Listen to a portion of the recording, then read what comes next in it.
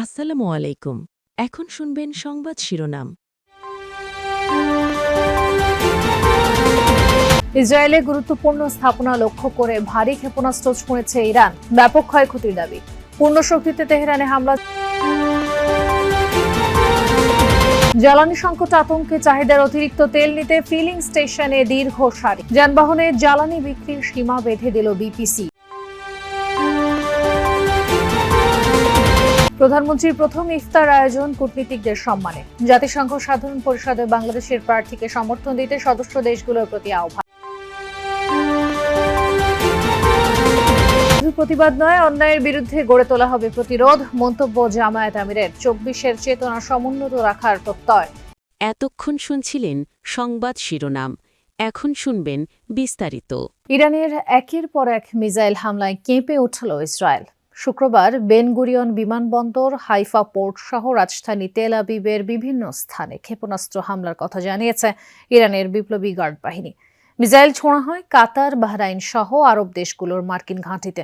এদিকে ইরানের পররাষ্ট্রমন্ত্রী আব্বাস আরাকচি হুঁশিয়ারি দিয়ে বলেন, কোনো ধরনের যুদ্ধবিরতির জন্য আহ্বান জানায়নি ইরান। সমঝোতা নয়, বরং শেষ পর্যন্ত লড়াই চালিয়ে যাওয়ার লক্ষ্যেই ইরানের যুদ্ধ করছে বলেও জানান তিনি। খুররাম শহর, খাইবার আর ফাতার মতো একের পর এক মিসাইল ছুটে যাচ্ছে ইসরায়েলি ভূখণ্ড লক্ষ্য করে। শুক্রবার অভিযানের পরিধি আরও বাড়িয়েছে ইরান। তেল আবিব সহ ইসরায়েলের বিভিন্ন স্থানে সফলভাবে আঘাত হানে এসব ক্ষেপণাস্ত্র। বিশেষ করে ইসরায়েলের রাজধানীর কেন্দ্রস্থল এবং বিভিন্ন বাণিজ্যিক অবস্থানে বিস্ফোরিত হয় এসব মিসাইল। আগুন জ্বলতে দেখা যায় হাইফা বন্দর সহ বিভিন্ন স্থানে।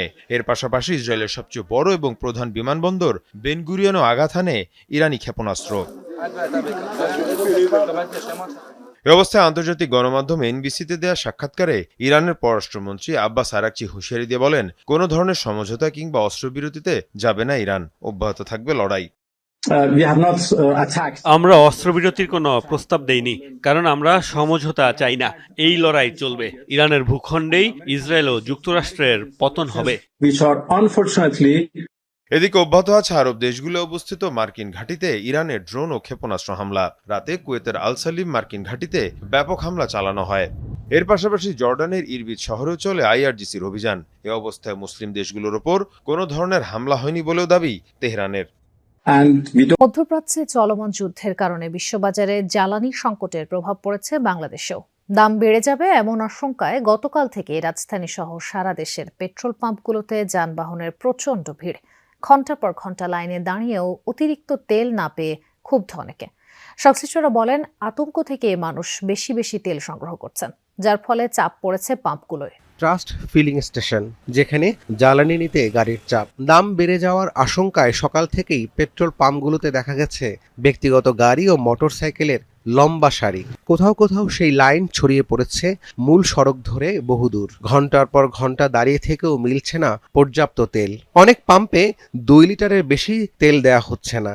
এতে ক্ষোভ প্রকাশ করছেন চালকরা। তেল বেশি নাই, ওই সীমিত আকারে দিচ্ছে, আসবে কি আসবে না এটা তো নিশ্চয়তা নাই, এই কথা বলতেছে। মাত্র 200 টাকা। আর আপনাদেরকে দেখে তো পাম্প খুলছে, আপনারা চলে গেলে আবার বন্ধ করে দিবে। আতঙ্ক অবশ্যই আছে। আতঙ্কের কারণেই তো এই যে তেল নেওয়ার জন্য এখানে পাম্পে চলে আসি। আমি আরো অনেক পাম্পে গিয়েছি, সেখানে তেল নাই। তেল তাদের ছিল না বলে আমাকে দিতে পারে নাই। ফিলিং স্টেশন থেকে জানানো হয়েছে, সরবরাহ কম থাকায় গ্রাহকের চাহিদা অনুযায়ী তেল দিতে পারছেন না। লোকের যে চাহিদা তেলের, সেই চাহিদা অনুযায়ী আমরা সরবরাহ করতে পারতেছি না, কারণ বাংলাদেশ পেট্রোলিয়াম কর্পোরেশন ডিপোর থেকে আমরা ওই চাহিদা অনুযায়ী তেল পাচ্ছি না। 1 ঘন্টা ধরে লাইনে দাঁড়ায় দাঁড়ায় আসতেছিলাম, কারণ তেল পাই কিনা এটা সামনে গেলে বোঝা যাবে কি অবস্থা। তেলের যে ক্রাইসিস, মানে যেভাবে মানুষ নিচ্ছে, সবাই ধরে আতঙ্ক রয়েছে যে তো যুদ্ধের কারণে তো তেল পাবো না। জ্বালানি সংকটের শঙ্কায় বিভিন্ন জেলায় পেট্রোল পাম্প ও ডিপোগুলোতে বেড়েছে ক্রেতাদের ভিড়। অনেকে পেট্রোল, অকটেন, ডিজেল বেশি করে সংগ্রহে রাখতে চাইছেন। তেল পাইলাম না, বললো যে আজকের মতো শেষ, রোববার আসেন। জাতিসংঘ সাধারণ পরিষদের 81তম অধিবেশনের সভাপতি পদে বাংলাদেশের প্রার্থী পররাষ্ট্রমন্ত্রী ডক্টর খলিলুর রহমানের প্রতি সমর্থন দিতে ঢাকায় নিযুক্ত কূটনৈতিকদের প্রতি আহ্বান জানিয়েছেন প্রধানমন্ত্রী তারেক রহমান। রাষ্ট্রীয় অতিথি ভবন যমুনায় কূটনীতিকদের সঙ্গে ইফতারে প্রধানমন্ত্রী বলেন, বহির্বিশ্বের সঙ্গে বাংলাদেশের সম্পর্ক হবে পারস্পরিক স্বার্থ ও মর্যাদার ভিত্তিতে। প্রতি রমজানের শুরু থেকেই রাজনৈতিক দল হিসেবে বিএনপি নানা পেশাজীবী ও দলীয় অঙ্গ সংগঠনের উদ্যোগে ইফতার মাহফিলের আয়োজন করত। কিন্তু এবার ব্যতিক্রম। সরকার গঠনের পর কৃচ্ছ্রতা সাধনের অংশ হিসেবে এমন আয়োজন থেকে বিরত থাকার নির্দেশ দেন প্রধানমন্ত্রী তারেক রহমান। সরকার প্রধান হিসেবে নিজের বরাদ্দকৃত বাসভবন যমুনায় আনুষ্ঠানিকভাবে না উঠলেও প্রথম কোনো আয়োজন করলেন কূটনীতিকদের সম্মানে। ঢাকায় নিযুক্ত বিভিন্ন দেশের কূটনীতিকদের সাথে পরিবারের বাইরে রোজায় প্রথম কোনো ইফতারে যোগ দিলেন প্রধানমন্ত্রী, যেখানে যোগ দেন প্রায় সব দেশের রাষ্ট্রদূত। পরিবারের সদস্যদের নিয়ে কুশল বিনিময় শেষে ইফতার পূর্ব সংক্ষিপ্ত বক্তব্য রাখেন তারেক রহমান। জাতিসংঘ সাধারণ পরিষদের সভাপতি পদে বাংলাদেশের প্রার্থীকে বিজয়ী করতে সদস্য দেশগুলোর প্রতি আহ্বান জানান তারেক রহমান।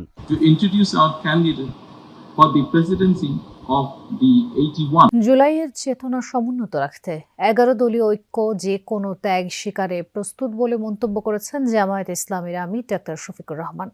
সাবেক দুই উপদেষ্টার কর্মকাণ্ড প্রসঙ্গে তিনি বলেন, অপরাধ করে কারো নিস্তার নেই।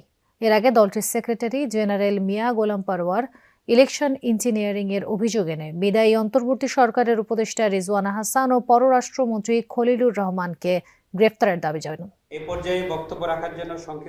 বিশিষ্ট ব্যক্তিদের সম্মানে রাজধানীর বিজয়নগরের একটি হোটেলে ইফতার মাহফিলের আয়োজন করে খেলাফত মজলিস।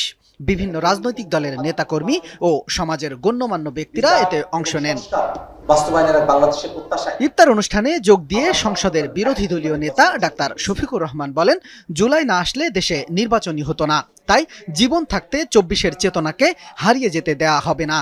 যে 24 মানুষের জীবনের মূল ঘুরিয়ে দেওয়ার জন্য এসেছিল, যে 24-এর অসংখ্য যোদ্ধা জীবন দিয়ে দুনিয়া থেকে বিদায় নিয়েছে, আমাদের ঘাড়ের উপর তাদের লাশ রেখে গেছে।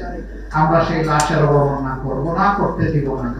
এর আগে দুপুরে বায়তুল মোকাররম উত্তর গেটে বিক্ষোভ কর্মসূচির আয়োজন করে জামাত ইসলামী।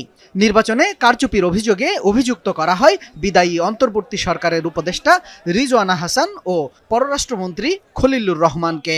তাদের গ্রেফতারের দাবি জানান দলের সেক্রেটারি জেনারেল অধ্যাপক মিয়া গোলাম পরোয়ার। এত বড় ইঞ্জিনিয়ারিং হলো আর আপনি বললেন যে আমরাই স্পেন স্টিমে আসতে দেয়নি। আপনার কথাই তো সাক্ষী দেয় যে আপনি আমাদেরকে নির্বাচনে মেজরিটি হতে বাধা দিয়েছেন। অরিড হওয়ার কিছু নেই। নিয়মতান্ত্রিক ভাবে আমরা এটার জুডিশিয়াল বিচার বিভাগীয় তদন্ত দাবি করছি।